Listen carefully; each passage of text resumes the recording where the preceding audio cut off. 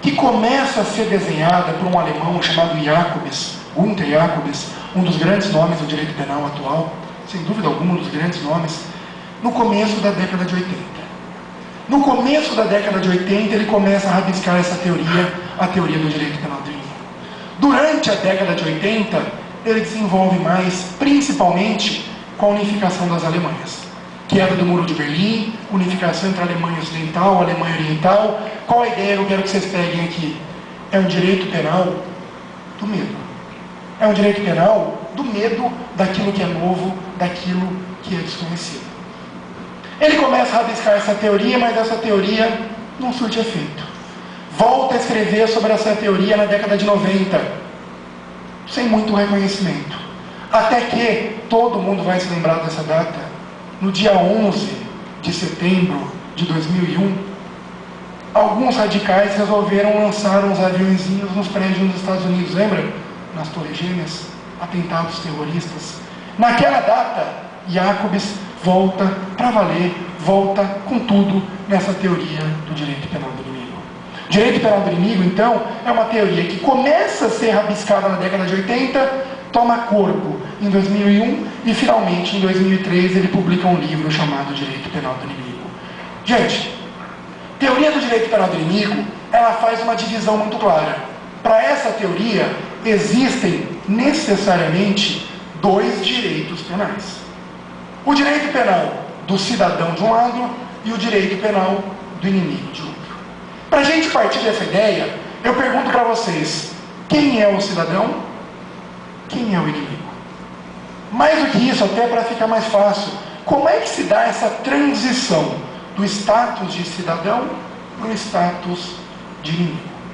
Todos, indiscutivelmente, todos os seres humanos, estou dando uma toalha que estou começando a derreter, todas as pessoas, indiscutivelmente, nascem na condição de cidadãs.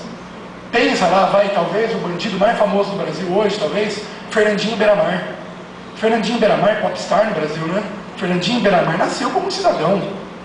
Fizeram a certidão de nascimento dele, ninguém bateu um carimbo lá, pumba, inimigo. Não, nasceu como cidadão. Como é que se dá essa transição do status de cidadão para o status de inimigo? Vamos comigo.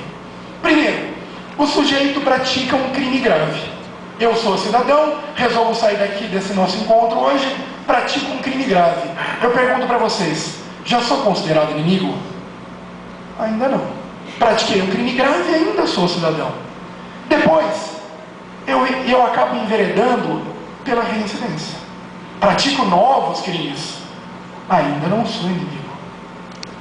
Finalmente, um terceiro momento, habitualidade criminosa. Me transformo num criminoso habitual.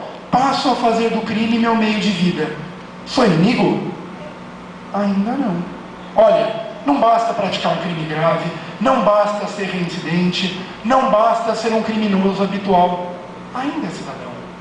O sujeito só se transforma em inimigo quando ele decide entrar em alguma organização criminosa. Ou, principalmente, num grupo terrorista. Na teoria do Jacobs, então, muitas vezes um pouco distorcida, inimigo é o sujeito que entrou para organizações criminosas ou para grupos terroristas. A partir do momento em que o sujeito é considerado inimigo, qual é a consequência disso? Vamos buscar uma imagem gráfica de novo. Dois grandes gráficos. Um gráfico grande, um círculo grande, redondo, bem grande, o direito penal do cidadão. E um círculo pequeno, o direito penal do inimigo. Por que esse círculo grande, direito penal do cidadão? Lembrem disso. Porque, mesmo para essa teoria do direito penal do inimigo, a grande maioria das pessoas ingressam no conceito de cidadão. Certo? Mesmo os criminosos são cidadãos. Direito penal do inimigo, um círculo pequeno, porque apenas um grupo reduzido de pessoas ingressa nesse rol. Anota aí uma expressão. O direito penal do cidadão é um direito penal retrospectivo. Essa é a grande característica do direito penal do cidadão. É um direito penal retrospectivo. O que significa isso? Direito penal retrospectivo. Direito penal retrospectivo é aquele que tem como fundamento a culpabilidade. Então, no nosso direito penal, no direito penal do cidadão, o fundamento é a culpabilidade. O que significa isso? Culpabilidade como fundamento do direito penal. Direito penal retrospectivo é um direito, lembra disso sempre, que olha, que tem visão voltada para o passado. É um direito penal que pune o agente não por ser ele quem ele é.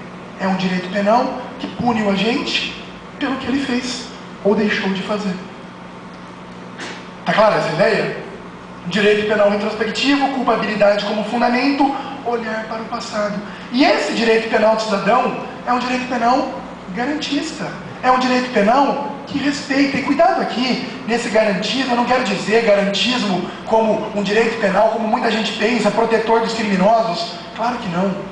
Direito penal, garantismo penal, para mim, é um direito penal que respeita os direitos e garantias consagrados na Constituição Federal.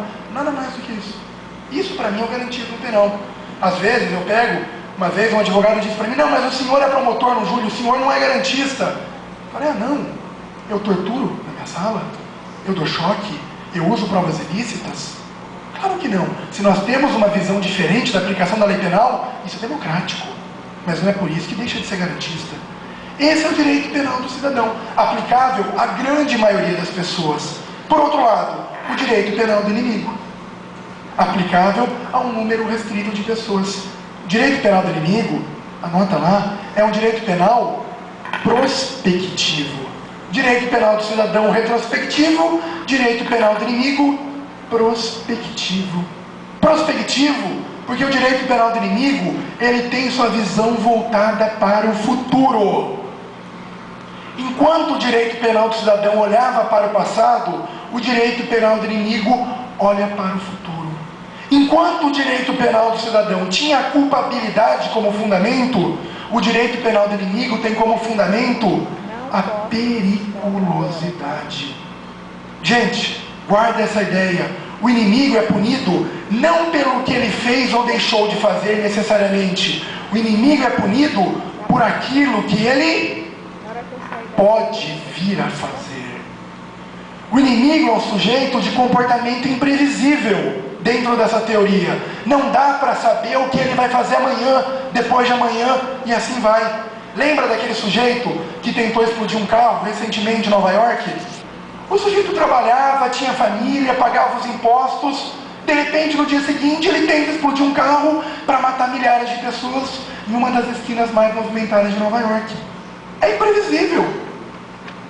O que interessa para a gente, sabendo que esse direito penal do inimigo é um direito penal prospectivo, fundado na periculosidade, com um olhar para o futuro, é saber quais são as consequências da aplicação desse direito penal do inimigo.